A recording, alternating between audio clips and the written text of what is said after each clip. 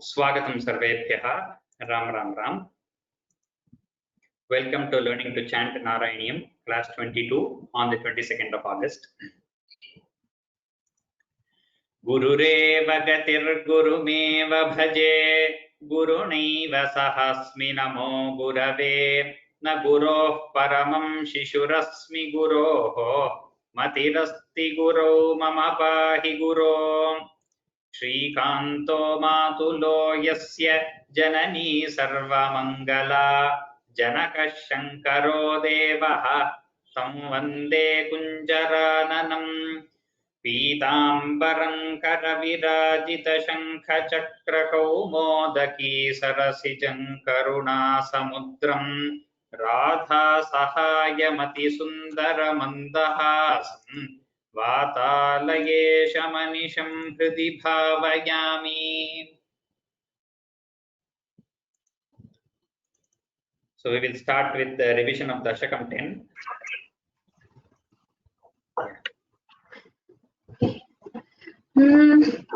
वैकुण्ठवर्धित बलोऽथ भवत्प्रसादात् अम्भोजयोनिरसृजत् किल जीवदेहान् स्थास्नूनि भूरुहमयानि दधातिरश्चाम् जातिं मनुष्यनिवहानपि देवभेदान् मिथ्याग्रहास्मि मतिरागविकोपभीतिः अज्ञानवृत्तिमिति पञ्चविधां ससृष्ट्वा उद्दामतामसपदार्थविधानदूनः तेने त्वदीयचरणस्मरणं विशुद्ध्यै तावत् ससर्ज मनसा सनकं सनन्दं भूयः सनातनमुनिं च सनत्कुमारं ते सृष्टिकर्मणि तु तेन नियुज्यमानाः त्वत्पादभक्तिरसिका जगृहुर्नवाणी तावत् प्रकोपमुदितं प्रतिरुन्धतोऽस्य भ्रूमध्यतो जनिमृडो भवदेकदेशः नामानि मे कुरु पदानि च विरिञ्चेत्यादौ रुरोध किल तेन सरुद्रनामा एकादशाह्वयतया च विभिन्नरूपं रुद्रं विधाय दयितावनिताश्च दत्त्वा तावन्त्यदत्त च पदानि भवत्प्रणुन्नः प्राह प्रजा विरचनाय च सादरं तम्.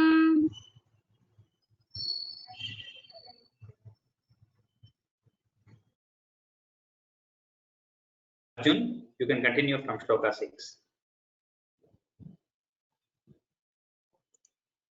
रुद्राभिसृष्टभयदाकृति रुद्रसङ्घसम्पूर्यमाण भुवनत्रय.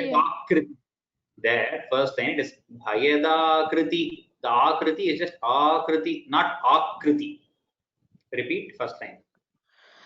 रुद्राभिसृष्टभयदाकृति रुद्रसङ्घसम्. You're stressing on that ka. You're giving one the slight stress. Bhayadakriti, like as if there is a double ka. Don't do that. It's Bhayadakriti, Akriti. रुद्राभिसृष्टभयदाकृति रुद्रसङ्घसम्पूर्यमाण भुवनत्रयभीतचेताः मामा प्रजासृजतपश्चरमङ्गलायेत्याचष्टतं कमलभूर्भवदीरितात्मा तस्याथ सर्गरसिकस्य मरीचिरत्रिः तत्राङ्गिराः क्रतुमुनिः पुलः पुलस्त्यः अङ्गादजायत भृगुश्च वसिष्ठदक्षौ श्रीनारदश्च भगवन् भवदङ्घ्रिदासः धर्मादिकानभिसृजन्नथ कर्दमञ्च वाणीं विधाय विधिरङ्गजसङ्कुलोऽभूत् त्वद्बोधितैः सकनदक्ष सकदक्षमुखैस्तनूजैः Third line, tadbodhitaihi.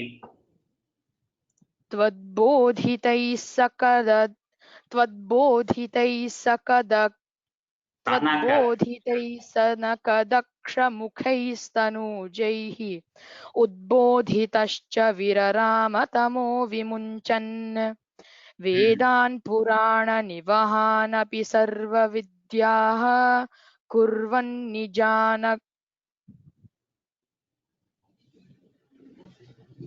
Sorry, I can't see the screen. Oh, okay, wait. Okay, sorry, I think something happened. No problem. Yeah, now can you see? Yes. वेदान् पुराणनिवहानपि सर्वविद्याः कुर्वन्निजाननगणाच्चतुराननोऽसौ पुत्रेषु तेषु विनिधाय ससर्गवृद्धिम् अप्राप्नुवंस्तव पदाम्बुजमाश्रितोऽभूत् जानन्नुपायमथ देहमजो विभज्य स्त्रीपुंसभावमभजन्मनु तद्वधूभ्यां ताभ्यां च मानुषकुलानि विवर्धयंस्त्वं गोविन्दमारुतपुरेश निरुन्धिरोगान्. Very good. Finished the dashaka. इति श्रीमन्नारायणीये सृष्टिवैविध्यवर्णनं नाम दशमं दशकं समाप्तं. नारायणाखिलगुरो भगवन्नमस्ते. Spurti 11th dashaka.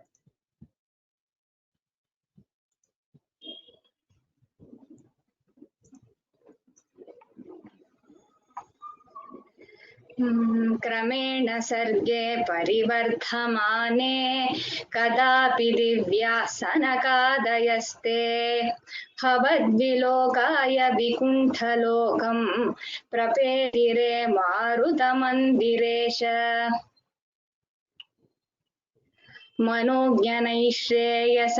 मनोज्ञनैश्रेयसकाननाद्यैः अनेकवापी मणिमन्दिरैश्च अनोपमं तं भवतो निकेतं मुनीश्वराः प्रापुरतीतकक्ष्याः भवद्दिधृक्षून् भवनं विविक्षून् द्वास्थौ जयस्तान् विजयोऽप्यरुन्धां तेषां च चित्ते पदमापकोपः सर्वं भवत्प्रेरणयैव भूमन् वैकुण्ठलोकानुचितप्रचेष्टौ कष्टौ युवां दैत्यगतिं भजेतम् इति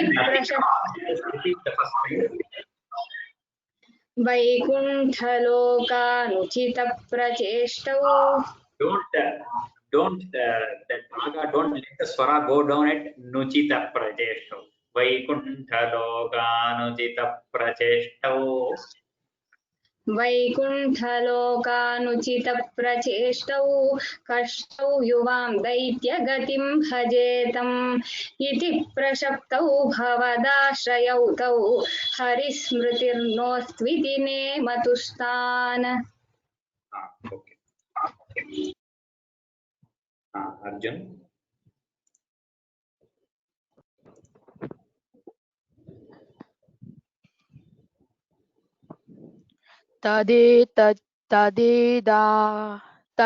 तदेतदाज्ञाय भवानवाप्तः सहैव लक्ष्म्या बहिरम्बुजाक्ष खगेश्वरां सार्पितचारुबाहुः आनन्दयंस्तानभिराममूर्त्या Next. प्रसाद्य गीर्भिस्तुवतो मुनीन्द्रान् अनन्यनाथावत पार्षदौ तौ संरम्भयोगेन भवैस्त्रिभिर्माम् उपेतमित्यात्तकृपन्यगादी त्वदीयभृत्यावथ काश्यपातौ सुरारिवीरावुदितौ दितौ द्वौ सन्ध्यासमुत्पादनकष्टचेष्टौ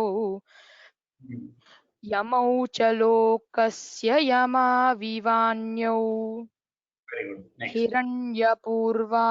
हिरण्यपूर्वः कशिपुः किलैकः परो हिरण्याक्ष इति प्रतीतः उभौ भवन्ना. Here that stress, that slight stress on pakara should come. See here, this pakara is samyukta akshara. That is, there is a pa and there is a ra. In the previous one, there bhayadakriti, ka is not joined with ra there. R is a swara. So therefore, there should be no stress there. Whereas here, this is a joint, that is samyukta akshara, pa and ra together. So here it is iti pratitaha. Repeat. Paro hiranyaksha. परो हिरण्याक्ष इति प्रतीतः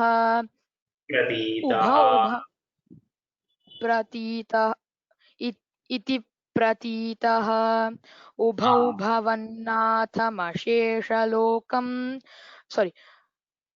उभौ भवन्नाथमशेषलोकं रुषाण्यरुन्धान् निजवासनान्धौ. Okay. We continue to shloka 9. So if at all I have sent out the mails for the memorization test, I think so many of you have already seen it. Anyway, if any of you want to take a mock test today, then just type into the question panel that you want to take the mock test. Like it can give a chance to one or two of you. Three dashakams or 4 dashakams between 6 to 10. If you want to do, it is optional. If at all you want a mock test today, you can write in the question board and I will try to give you a chance today, probably last 5 minutes. Spurti, repeat after me. We will continue with shloka 9.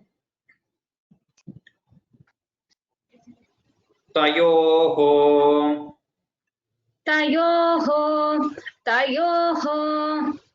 Hiranyaksha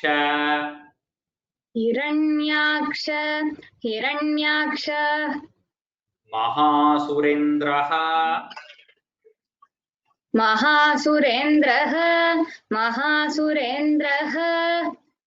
Ranaya Dhavan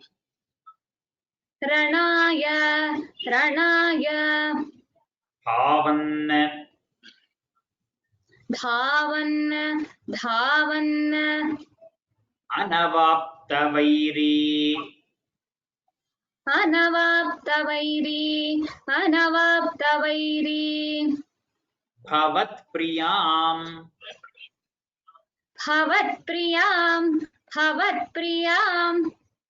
Shmam Salile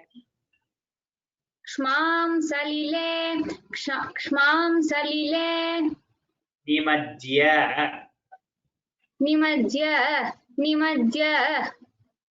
Chachara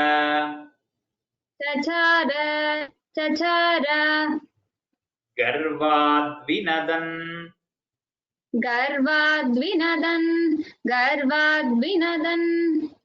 Gadavan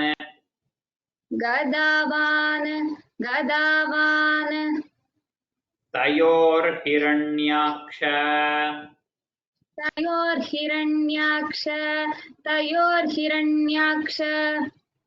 Mahasurendrah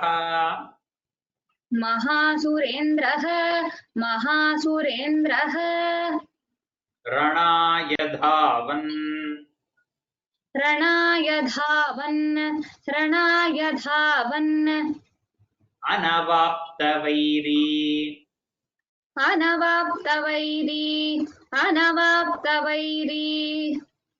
Bhavatpriyam Shmam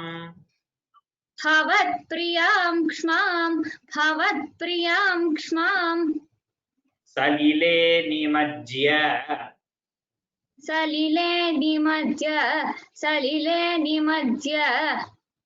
Chachara Garvat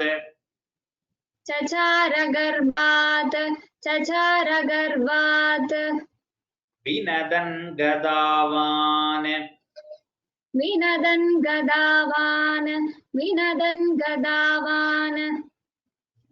तयोर्हिरण्याक्षमहासुरेन्द्रः तयोर्हिरण्याक्षमहासुरेन्द्रः तयोर्हिरण्याक्षमहासुरेन्द्रः रणाय धावन्ननवाप्तवैरी रणाय धावन्ननवाप्तवैरी रणाय धावन्ननवाप्तवैरी भवत्प्रियाङ्क्ष्मां सलिले निमज्य भवत्प्रियां क्ष्मां सलिले निमज्य भवत्प्रियां क्ष्मां सलिले निमज्य चचार गर्वाद्विनदन् गदावान् चचार गर्वाद्विनदन् गदावान् चचार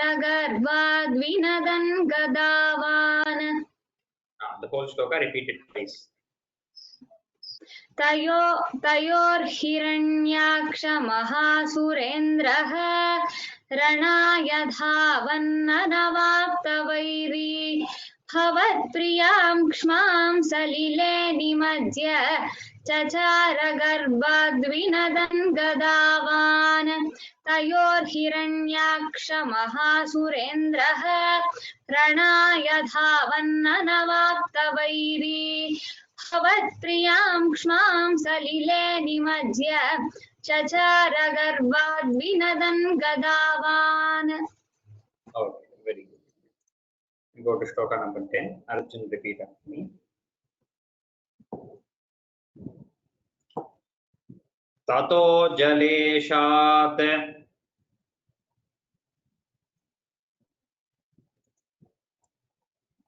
I can't hear you, Arjun. Is it better now? Yes. Tato jaleshat Sadrisham sadrisham bhavantam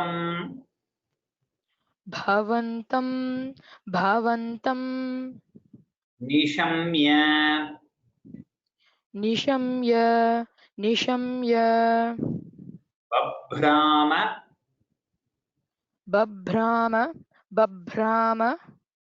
gaveshayam gaveshayam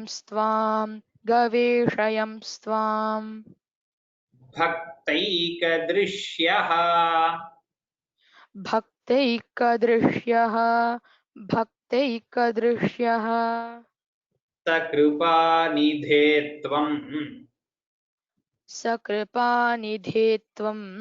sakripānidhe tvam nirundhirogan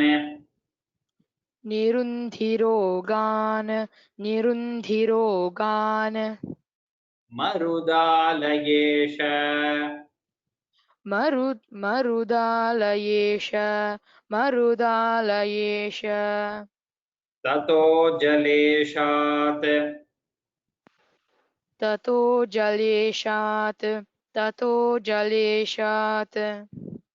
sadrisham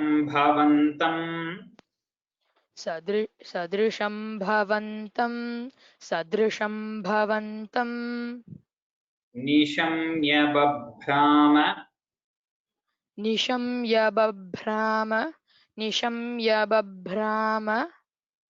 gaveshayam stvam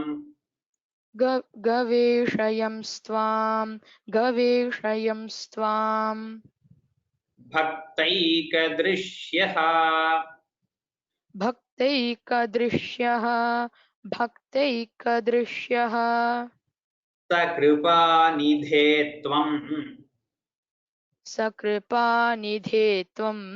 sakripānidhe tvam nirundhirogan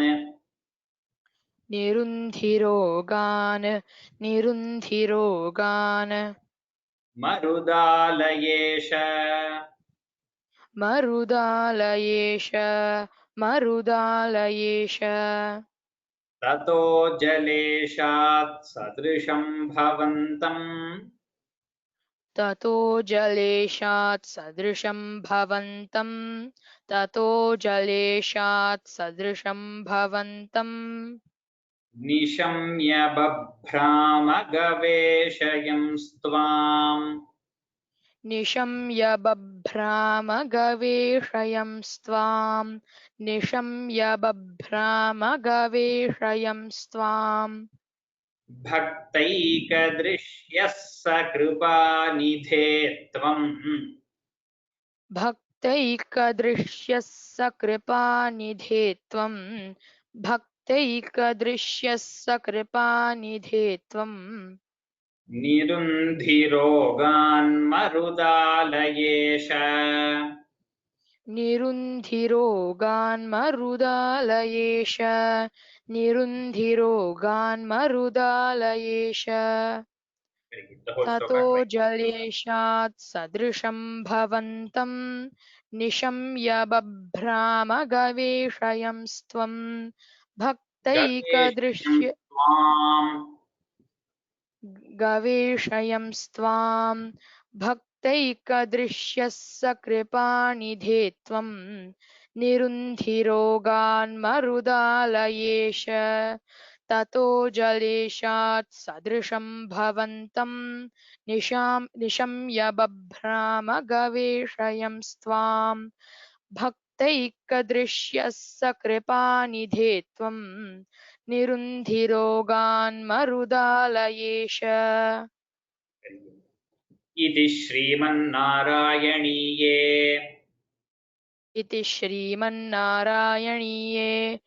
श्रीमन्नारायणीये सनकादीनां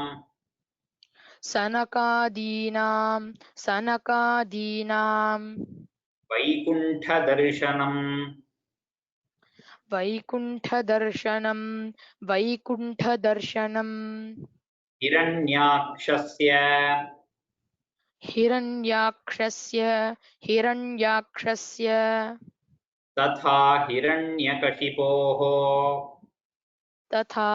हिरण्याक्षस्य तथा हिरण्यकशिपोः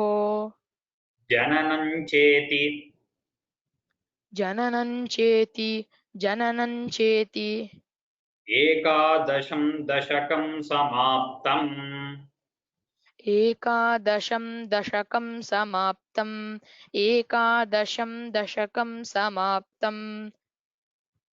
Get the whole thing. इति श्रीमन्नारायणीये सनकादीनां वैकुण्ठदर्शनं हिरण्याक्षस्य तथा हिरण्यकशिपोः जननं चेति एकादशं दशकं समाप्तं नारायणाखिलगुरो भगवन्नमस्ते. As I said, this last what we call as the closing statement of each dashaka. This dashaka has a little different things, so it is a little longer. It is not that we have to remember this. If you remember, it is good, but usually, as I said in Parayana, we don't tell this. We just move on to the next dashaka. We just say Narayana, Akhila Guru, Bhagavan Namaste, and move on to the next dashaka. This just gives us an idea of what is present in the whole dashaka. What is the topic being dealt with? We will go on to Dashakam 12. Dashakam 12, I will tell you the chandas in some time. Now we will start off with the shlokas.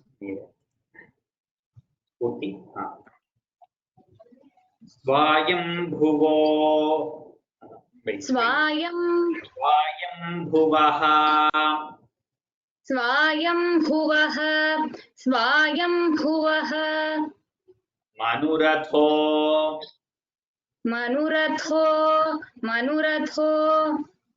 Janasargashilaha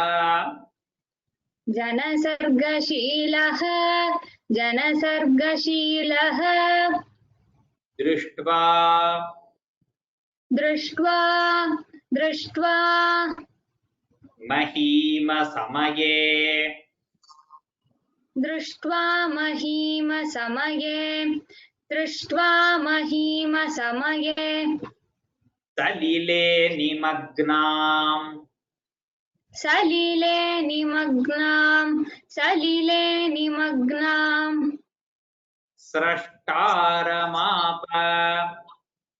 स्रष्टारमाप स्रष्टारमाप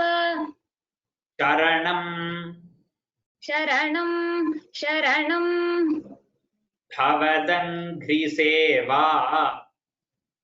भवदङ्घ्रिसेवा भवदङ्घ्रिसेवा तुष्टाशयम्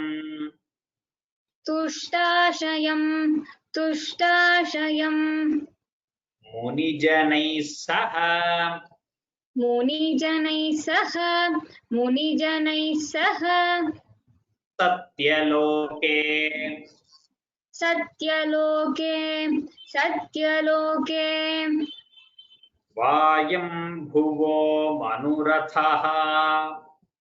स्वायम्भुवो मनुरथः जनसर्गशीलः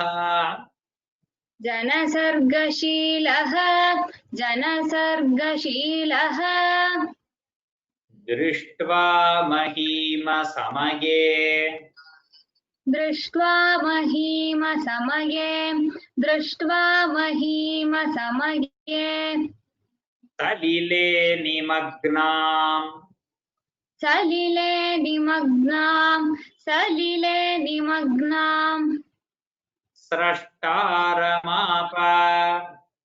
स्रष्टारमाप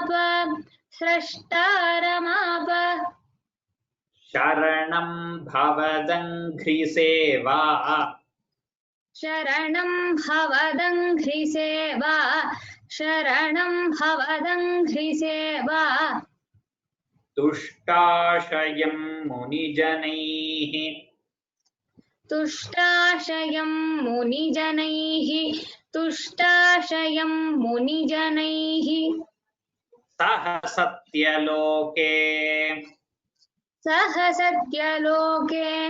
सह सत्यलोके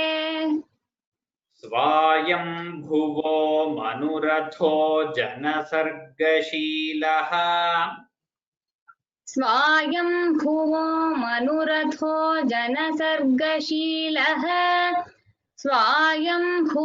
मनुरथो जनसर्गशीलः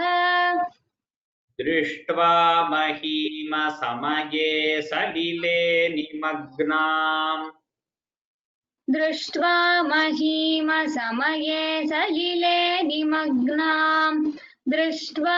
महीमसमये सलिले निमग्नाम् स्रष्टारमाप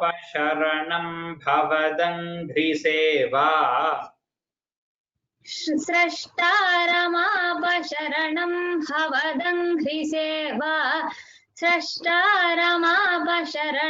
भवदङ्घ्रिसेवा तुष्टाशयं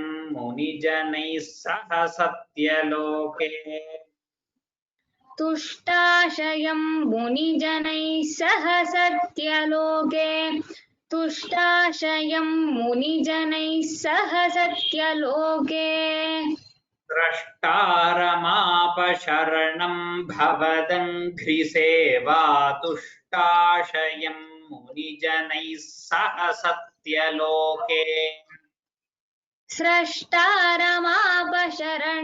भवदङ्घ्रिसेवा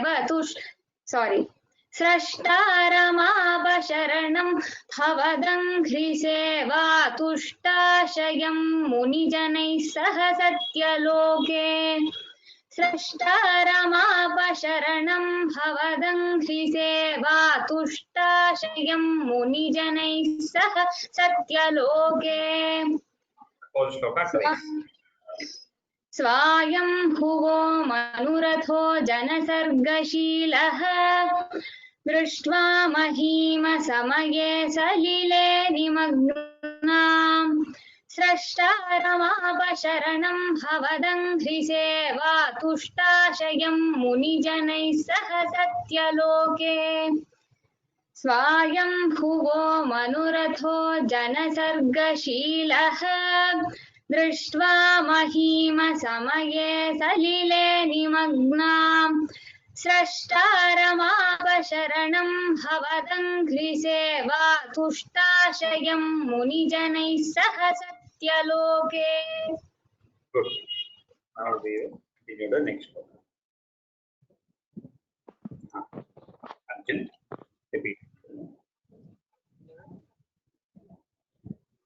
कष्टं प्रजाः कष्टं प्रजाः कष्टं प्रजाः सृजति सृजति सृजति मय्यवनिर्निमग्ना मय्यवनिर्निमग्ना मय्यवनिर्निमग्ना स्थानं सरोजभव स्थानं सरोजभव स्थानं सरोजभव कल्पय कल्पय कल्पय तत्प्रजानां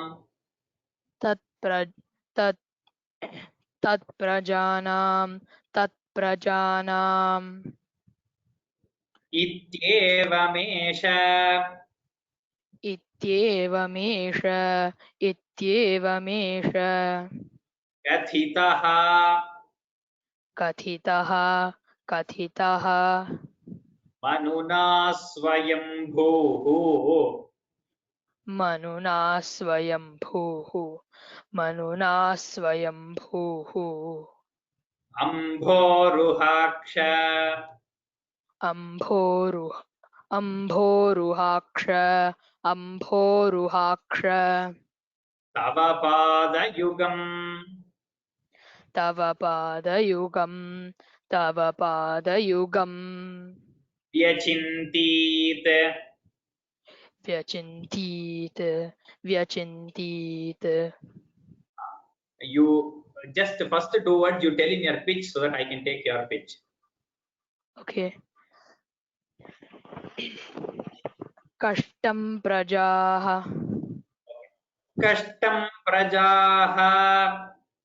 कष्टं प्रजाः कष्टं प्रजाः सृजति मय्यवनिर्निमग्ना सृजति मय्यवनिर्निमग्ना स्थानं सरोजभव स्थानं सरोजभव कल्पय तत्प्रजानां कल्पय तत्प्रजानाम् इत्येवमेष कथितः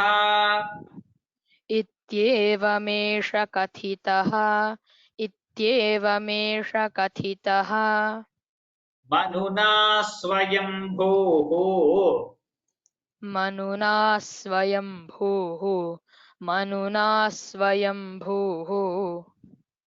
अम्भोरुहाक्ष तव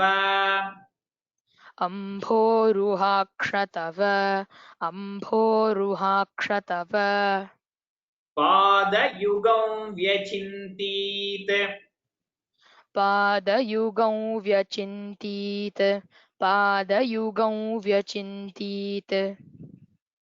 कष्टं प्रजा सृजति मय्यवनिर्निमग्ना कष्टं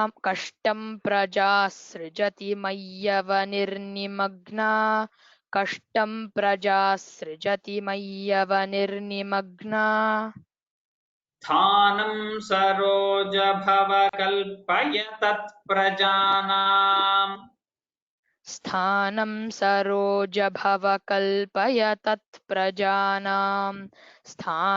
सरोजभव कल्पय तत्प्रजानाम् इत्येवमेष कथितो मनुना स्वयंभूः इत्येवमेष कथितो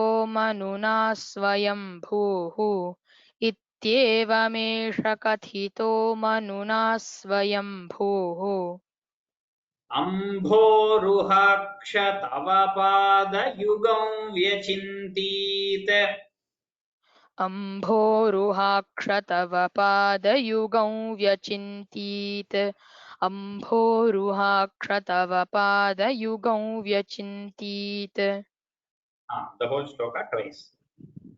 कष्टं प्रजासृजति मय्यवनिर्निमग्ना स्थानं सरोजभव कल्पय तत्प्रजानाम् इत्येवमेष कथितो मनुना स्वयंभूः अम्भोरुहाक्ष तव पादयुगं व्यचिन्तीत कष्टं प्रजासृजति मय्यवनिर्निमग्ना स्थानं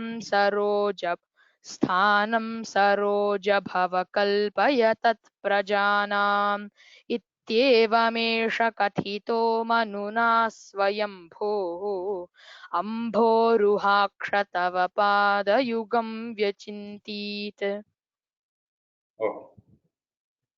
We move on to third shloka. Spurti. Repeat it.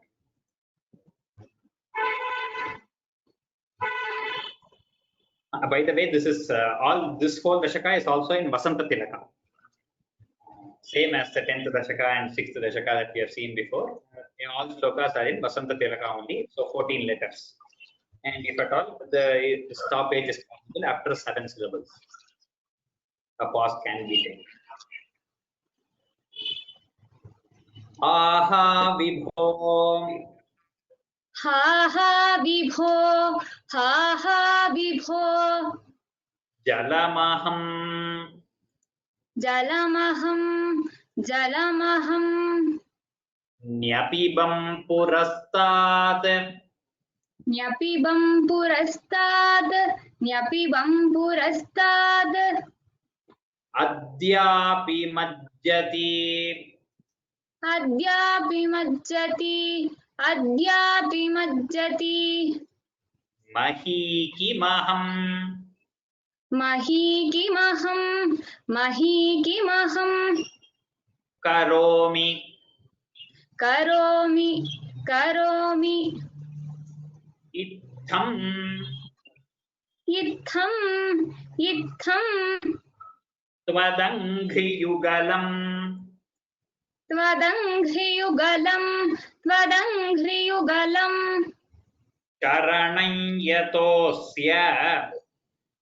Sharanayatosya. शरणय्यतोऽस्य Nasaputat. नासापुटात्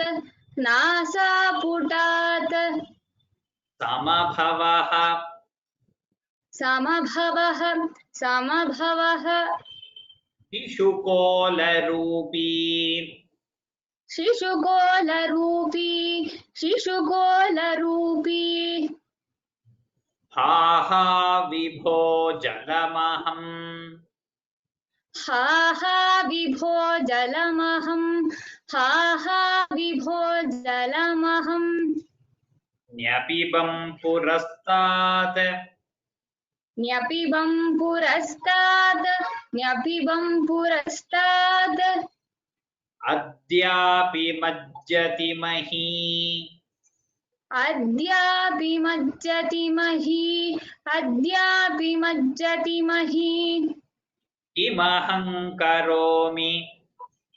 किमहं करोमि Itham tvadanghiyugalam. इत्थं त्वदङ्घ्रियुगलं Karanayatosya. शरणय्यतोऽस्य Nasaputat samabhavah. नासापुटात् समभवः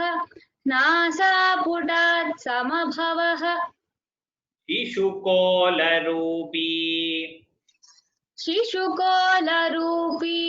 शिशुकोलरूपी Ha ha vibho jalamahanyapibam purastat.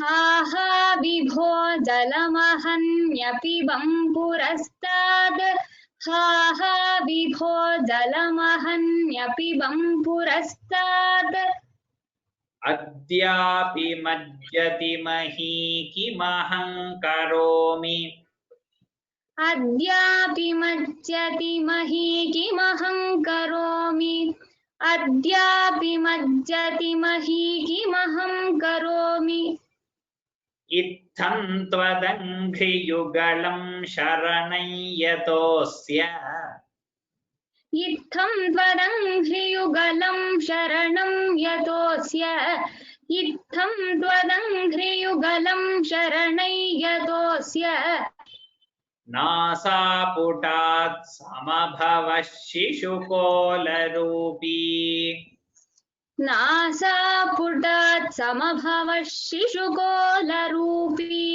नासापुटात् समभवः शिशुकोलरूपी हा हा हा विभो जलमहन्यपिबं पुरस्तात् अद्यापि मज्जति महीकिमहं करोमि इत्थं त्वदङ्घ्रियुगलं शरणं यतोऽस्य नासापुटात् समभवः शिशुकोलरूपी हा हा विभो जलमहन्यपिबं पुरस्तात् अद्यापि मज्जति महीकिमहं करोमि इत्थं त्वदङ्घ्रियुगलं शरणं यतोऽस्य नासापुटात् समभवः शिशुकोलरूपी Move on to shloka number 4. Ramya, repeat for me.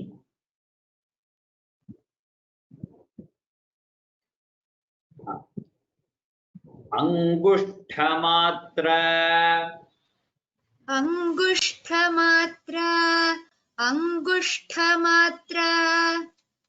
वपुरुत्पतितः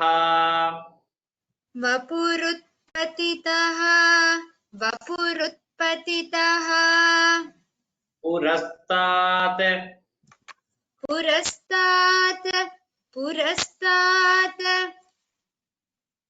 भूयोऽथ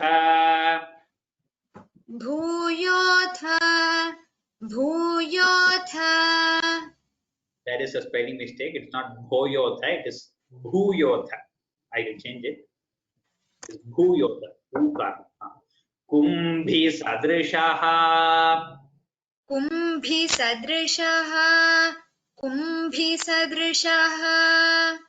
samajrimbhathastvam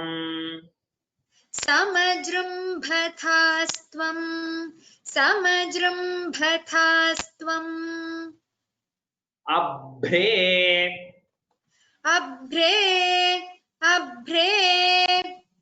तथाविधम्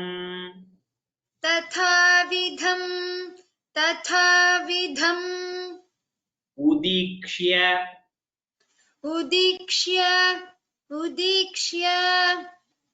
भवन्तमुच्चैः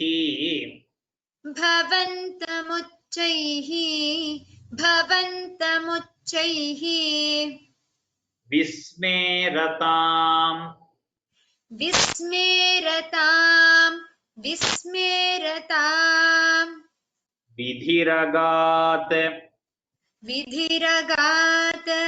विधिरगात् सहसूनुभिः स्वैः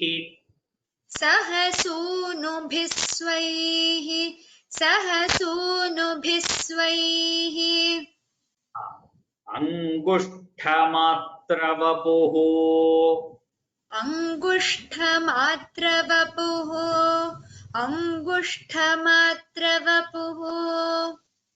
उत्पतितः पुरस्तात्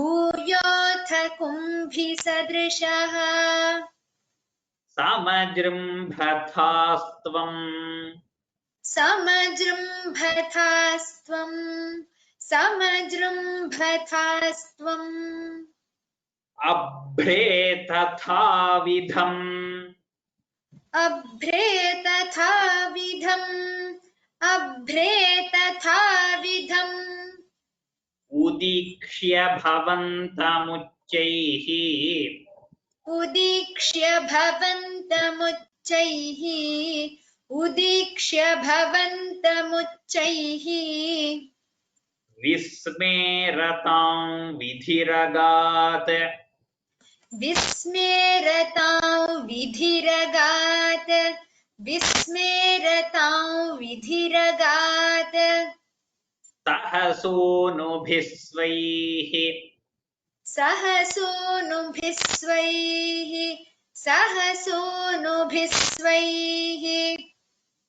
अङ्गुष्ठमात्रवपुरुत्पतितः पुरस्तात् अङ्गुष्ठमात्रवपुरुत्पतितः पुरस्तात् अङ्गुष्ठमात्रवपुरुत्पतितः पुरस्तात् भूयोऽथ कुम्भिसदृशः समजृम्भथास्त्वम् भूयोऽथ कुम्भिसदृशः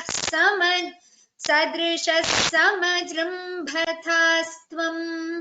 भूयोऽथ कुम्भिसदृशः समजृम्भिथास्त्वम् जृम्भथास्त्वम् रिपीट भूयोऽथ कुम्भिसदृशः समजृम्भथास्त्वम्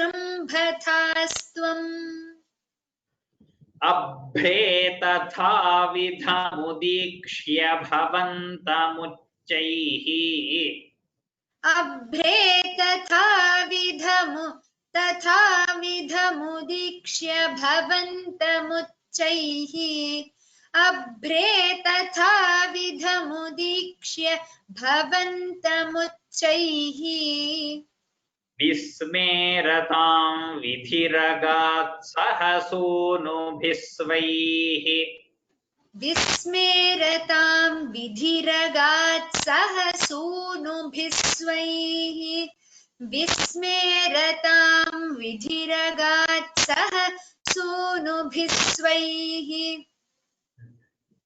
The whole shloka twice. अङ्गुष्ठमात्रवपुरुत्पतितः पुरस्तात् भूयोऽथ कुम्भिसदृशः समजृम्भथास्त्वम् अभ्रे तथाविधमुदीक्ष्य भवन्तमुच्चैः विस्मेरतां विधिरगात् सहसोनुभिस्वैः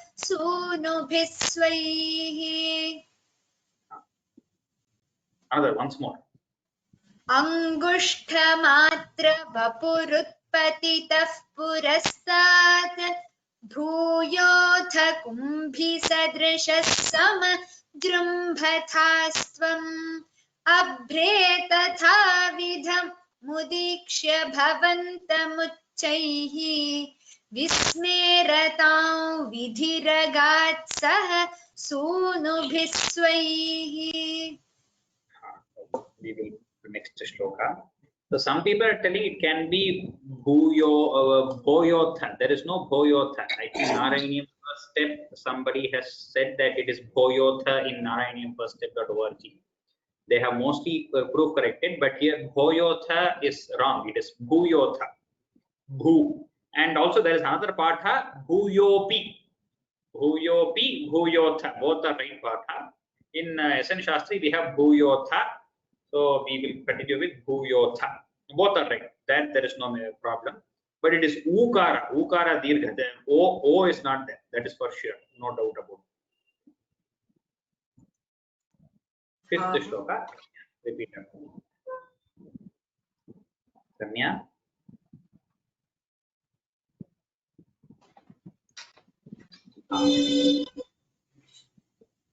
Kosau. कोसौ Achintya mahima. अचिन्त्य महिमा अचिन्त्य महिमा किटिरुत्थितो मे किटिरुत्थितो मे किटिरुत्थितो मे नासापुटात् नासापुटात् नासापुटात् किमु भवेत् किमु भवेत् किमु भवेत् अजितस्य माया अजितस्य माया अजितस्य माया इत्थं विचिन्तयति इत्थं विचिन्तयति इत्थं विचिन्तयति धातरि धातरि धातरि शैलमात्रः शैलमात्रः शैलमात्रः सत्यो भवन्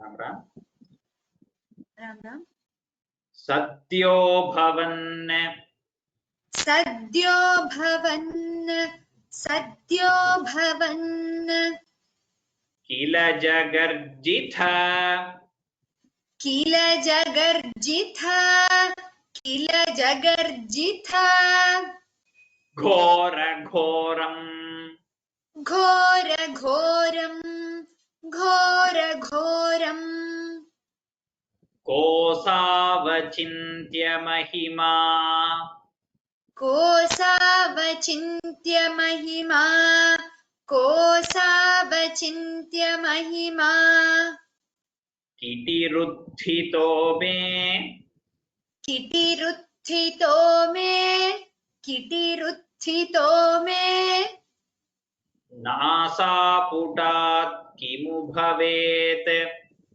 नासापुटात् किमु भवेत् नासापुटात् किमु भवेत् अजितस्य माया अजितस्य माया अजितस्य माया इत्थं विचिन्तयति इत्थं विचिन्तयति इत्थं विचिन्तयति धातरि शैलमात्रः धातरि शैलमात्रः धातरि शैलमात्रः सत्यो भवन् किल सद्यो भवन् किल सद्यो भवन् किल जगर्जिथ घोर घोरम्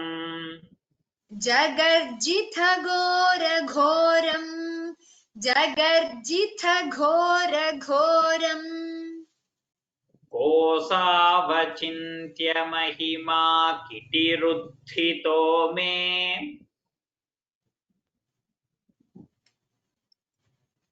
Ram Ram okay, can you hear now? Can you hear me, Ram Ram? yes now I can. Okay. कोसावचिन्त्य महिमा किटिरुत्थितो मे कोसावचिन्त्य महिमा किटिरुत्थितो मे कोसावचिन्त्य महिमा किटिरुत्थितो मे नासापुटात् किमु भवेदजितस्य माया नासापुटात् किमु भवेदजितस्य माया नासापुटात् किमु भवेदजितस्य माया इत्थं विचिन्तयति धातरि शैलमात्रः इत्थं विचिन्तयति धातरि शैलमात्रः इत्थं विचिन्तयति धातरि शैलमात्रः Satyo bhavan kila jagarjitha ghora ghoram. Sadyo bhavan kila jagarjitha ghora ghoram. Sadyo bhavan kila jagarjitha ghora ghoram. Last time ghora ghoram, there is a patha in your books. It might be ghora rupam also, which is also not wrong. We will stick to ghora ghoram. Ramya, repeat the whole shloka twice.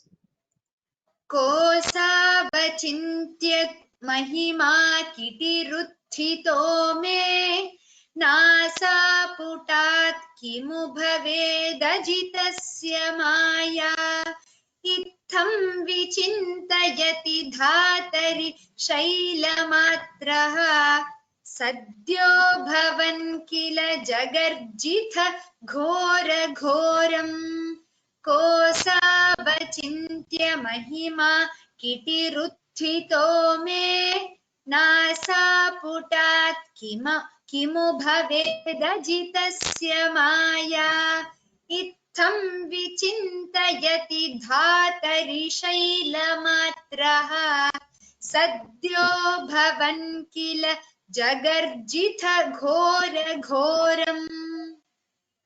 Oh, good. Well decided. We will, that is for today's new portion.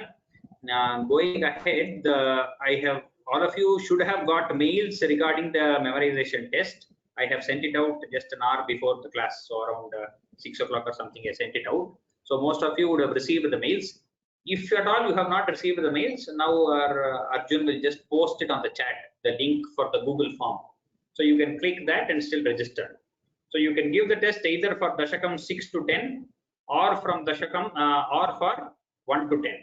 That is, if you have not given 1 to 5 previously and you want to give for everything, then you can give for Dashakams 1 to 10. Those who have given 1 to 5, you can give only 6 to 10.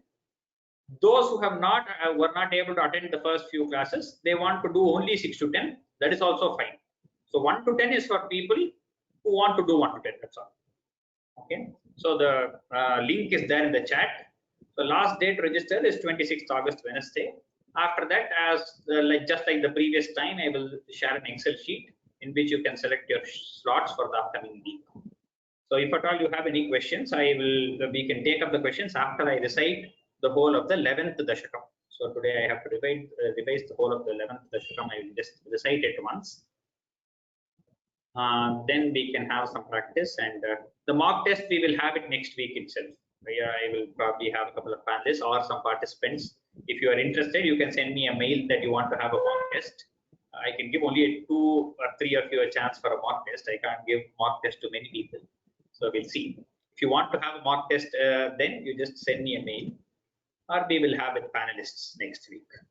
And then the following days we will be having a test. I think many of you who are interested have already seen how the test is conducted, and we had a mock test last time also. So you pretty much have an idea. Atha ekadasham dashakam kramena sarge parivardhamane kadapi divyassanakadayaste bhavadvilokaya vikuntalokam prapedire marutamandiresha मनोज्ञनैश्रेयसकाननाद्यैः अनेकवापि मणिमन्दिरैश्च अनोपमन्तं भवतो निकेतं मुनीश्वराः प्रापुरतीतकक्ष्याः भवद्दिदृक्षून् भवनं विविक्षून् द्वास्थौ जयस्तान् विजयोऽप्यरुन्धाम् तेषाञ्च चित्ते पदमापकोपः सर्वं भवत्प्रेरणैव भूमन् वैकुण्ठलोकानुचितप्रचेष्टौ कष्टौ युवान् दैत्यगतिं भजेतम् इति प्रशप्तौ भवदाश्रयौ तौ हरिस्मृतिर्नोस्त्विति नेमतुस्तान् तदेतदाज्ञाय भवानवप्तः सहैव लक्ष्म्या बहिरम्बुजाक्ष खगेश्वरां सर्पितचारुबाहुः आनन्दयंस्तानभिराममूर्त्या प्रसाद्य गीर्भिस्तुवतो मुनीन्द्रान् अनन्यनाथावथ पार्षदौ तौ संरम्भयोगेन भवैस्त्रिभिर्माम् उपेतमित्यात्तकृपन्यगादीः त्वदीयभृत्यावथ काश्यपाक्तौ सुरारिवीरावुदितौ द्वौ सन्ध्यासमुत्पादनकष्टचेष्टौ यमौ च लोकस्य यमाविवान्यौ हिरण्यपूर्वः कशिपुः किलैकः परो हिरण्याक्ष इति प्रतीतः उभौ भवन्नाथमशेषलोकम् रुषान्यरुन्धान्निजवासनान्धौ तयोर्हिरण्याक्ष महासुरेन्द्रः रणाय धावन्ननवाप्तवैरी भवत्प्रियां क्ष्मां सलिले निमज्य चचार गर्वाद्विनदन् गदावान् ततो जलेशात् सदृशं भवन्तं निशम्य बभ्राम गवेशयंस्त्वां भक्तैकदृश्यः स कृपानिधे त्वं निरुन्धिरोगान् मरुदालयेश इति श्रीमन्नारायणीये सनकादीनां हिरण्यकशिपोः जननं चेति 11 दशकं समाप्तं नारायणाखिल गुरो भगवन्नमस्ते. Somebody asked what is the meaning of cheti. Cheti means and also. Cha is just and, that's all. So because we have multiple words, it is not dealing with just one subject, it is dealing with many subjects. We use the word cheti also and, that's what it means. That's it. So now what should we do? So we will just have a recitation and then take questions. We will have a recitation from 10th Dashakam, 6th shloka. So that is about 13 shlokas of recitation. Then we will have questions if at all there are any. So I will put all the hands down and I still not put. Wait. I put all the hands down now. You can raise your hands for recitation, specifically for recitation.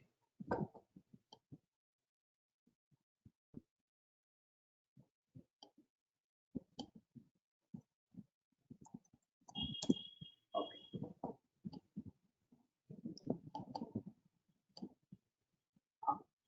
Shankaranarayanan Ramaswamy. Namaste Guruji. Namaste. रुद्राभितृष्टभयदा कृतिरुद्र संघ संपूर्णमाण भुवनत्रयभीतचेताः Repeat. रुद्राभिसृष्टभयदा कृति रुद्र संघ संपूर्यमाण भुवनत्रयभीतचेताः मामा प्रजासृजत पश्चरमङ्गलाय त्याचष्टतं कमलभूर्भवदीरितात्मा. Very good. Good recitation. Venkateshwaran Gopala. Dhanyawad. Namaskaram sir. Namaste. Sargarasikas Marichiratrihi Tatrangigara Kratumunis Pralah Pulastyaha अंगादजायत भृगश्च वसिष्ठदक्षौ श्रीनारदश्च भगवन् भवदङ्घ्रिदासः. Very good. Good recitation. Konja, the Mahapranas, a little more stress you can give in Mahapranas. Okay. Otherwise, Okay. very good. Thank you. Anandi Dehalishan.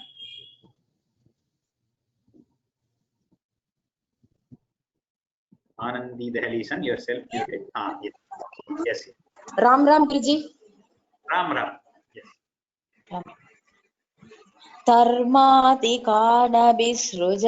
सृजन्नद कर्मतमं च वाणीं विधाय विधिरङ्कसङ्कुलो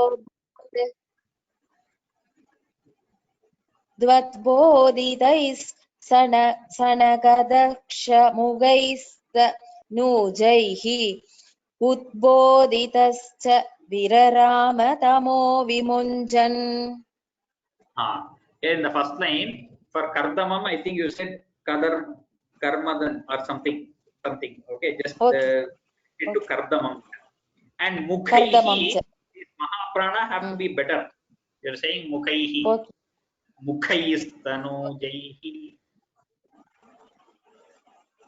Okay, Guruji. Vanamala. Then I'll call Mahalakshmi. Namaskara. Dharmadikhan visrujannatha kardam. Next. Once again, Vedan.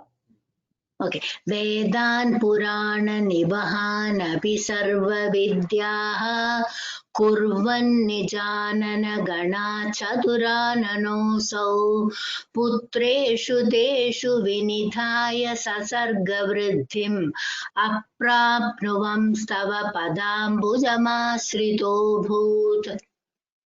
The whole excellent recitation. It is ashrito bhut. The shakara should come. Padambujamashhrito bhut. Padambujamashhrito bhut.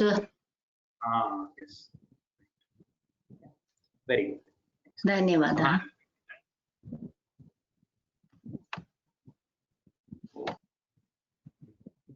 Mahalakshmi Balaji, sorry. I made a mistake. Mahalakshmi Balaji. Namaste.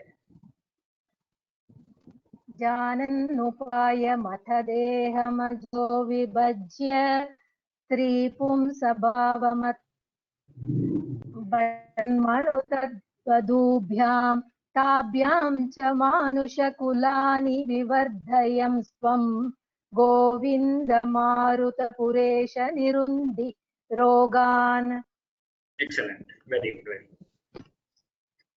धन्यवाद. And Devi Rajan. Devi Rajan. नमस्ते जी. नमस्ते.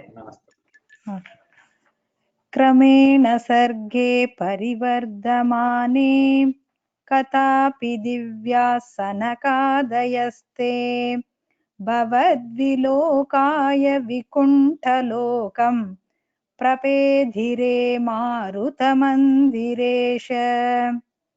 Good. The pronunciation is right. Repeat the word parivardhamane. Parivardhamane. So you're able to tell that Mahaprana. Give that much effort into that Mahaprana everywhere, wherever the Mahaprana comes.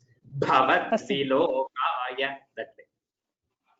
Bhavat vilokaya vikuntalokam. Astu ji. Yeah. Dhanyawad. Geeta Venkateshan. Then I'll call Chandra 65. Geeta Venkateshan.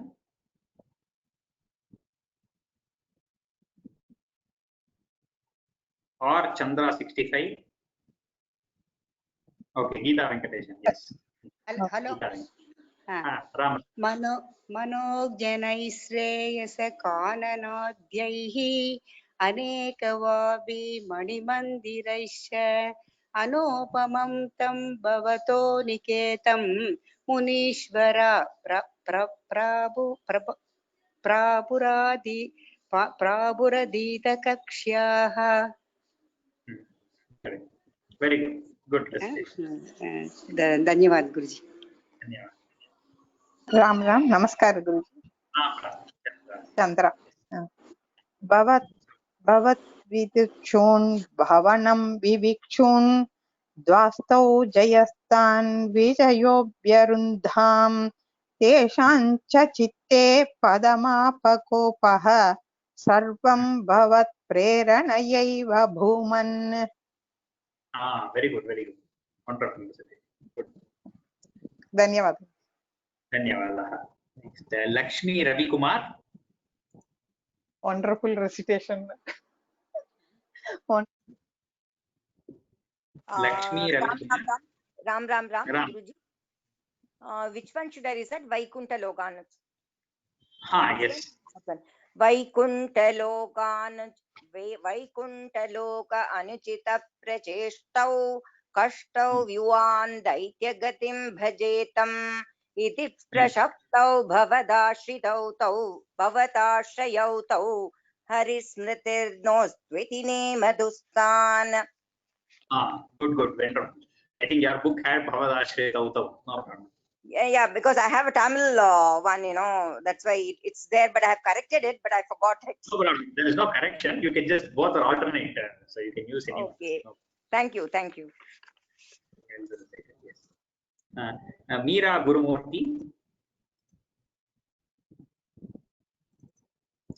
Meera Gurumurthy. Then I call Akash Gumadavalli. Meera Gurumurthy.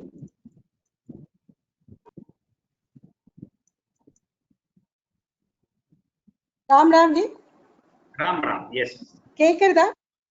கேக்குது. ததே ததாயாய பவனவாப்தः सहैव लक्ष्म्या बहुरम्बुजाक्ष खगेश्वरां बहिरम्बुजाक्ष सहैव लक्ष्म्या बहिरम्बुजाक्ष खगेश्वरां सात्वितचारुबाहुः आनन्दयस्त्वाम् अभिराममूर्त्या ஆனந்தயம் ஸ்தான் அபிராமன் சொல்லுமா நபிரா அது சேர்த்து when you are telling it together you have to tell it together. If you are going to stop, okay. ஆனந்தயஸ்தான் அபிராமமூர்த்யா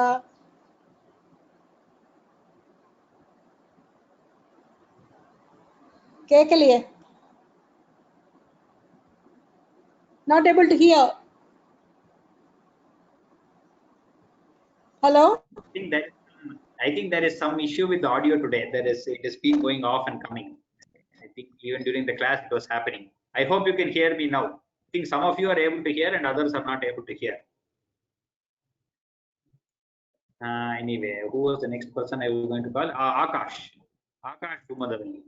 Yes. Ram Guruji. Ram. प्रसादगीर्भिस्तवतो मुनीन्द्र अनन्यनाथवत पार्षदौ तौ संरम्भयोगेन भवस्त्रिभिर्माम् उपेतुमित्यात्तकृपान्यगादिः. Repeat the last line. उपेतमित्यात्तकृपान्यगादिः. Good. Nice recitation. Nice. धन्यवाद. Vidzy 25. VIDZY. Vidzy 25. Hello. Ram. Yes. 7th shloka, please.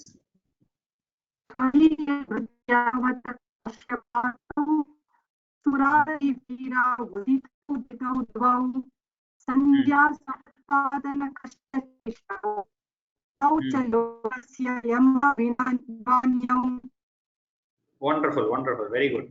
Nice recitation. Yes. Thank you. Nice. Good. The more confidence you have to improve. That's all. Otherwise, it has been very nice. Radha.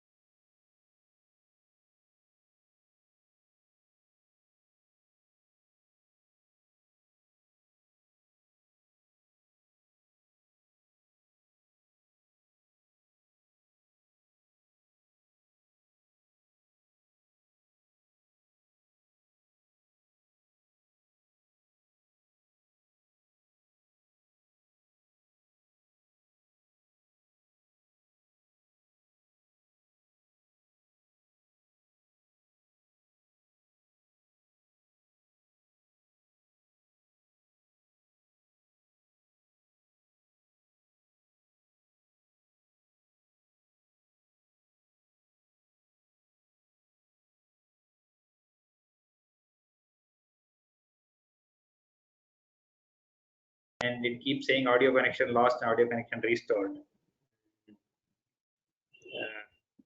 I know you can't hear me. I'm just typing out.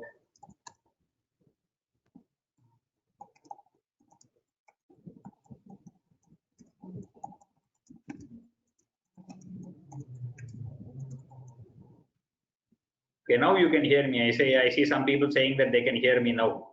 Okay, then we will just stop with that recitation anyway. Only one shloka to go, and we will take it up next time. We have few. And if any of you have questions, I will take some. I am putting all the hands down. If you have any questions, just raise your hands. If possible, if the audio holds, I will take some questions as far as the audio holds. And okay, there are just a couple of questions. Chitra Tyagarajan. Namaste Mahodaya. Can you hear me? Straight Eva. Yes, I can hear you. I can hear you. Yes. Okay. Yeah, I'm also able to hear you. I just have a request. Can you help me get S.N. Shastri's book?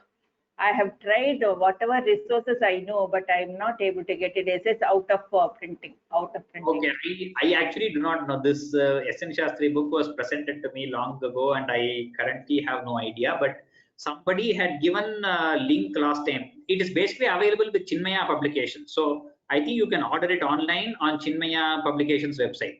So you will just have to Google it.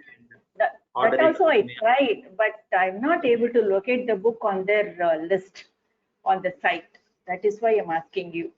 I've tried all my sources. That's why I'm coming to you. So on Google, if you just say Narayaniam S.N. Shastri, the Chinmaya Publication site comes up. You just try it once more, or else if you probably it is out of stock or whatever. It is not listed there. Even Chaukamba doesn't have. For the book. Chaukamba also doesn't have this book. And local, no, I'm living in Chennai. Chennai also I tried, but I couldn't get any publishers giving. Jayalakshmi Indological Book House or Motilal Banarsi Das, one of them, many of them should have it. Anyway, nonetheless, you send me a mail. I will reply back to it with the link. Okay, sir. Thank you so much. Thank you. Surya Narayanan Madhukuru.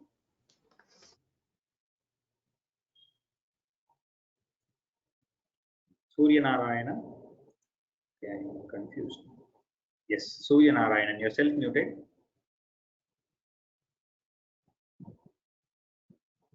Surya Narayanan is self-muted. Yeah, self-muted. Hari Om. Hari Om. Namaste. Hari Om. Hari Om. Namaste Mahodaya. You have announced Pariksha for the Narayanam Darshakams 1 to 10 or 6 to 10. Yes. But can we register and recite it, or should we memorize and recite the whatever the slokas you ask? Recitation. It is memorization. It is not a recitation test. It is you have to memorize it. So I will put you on video and I will be looking at it. Yes, it's memorization. Okay. Okay. Okay. Okay. Dhanyavadah. Okay. Dhanyavad. K. Kaveri. Then I'll call Jayalakshmi Ganesh. K. Kaveri. Yeah, Ram. My question is about the different words used in the explanation. For Asura, Arakan, Daitya, is it all one and the same? Used in the explanation, meaning where? Which explanation? Means, see, I have a textbook, and after each shloka, there is some explanation given. It is in Tamil. So, in a particular verse, it's referring as Asura, Daitya, Arakan. Is it all one and the same?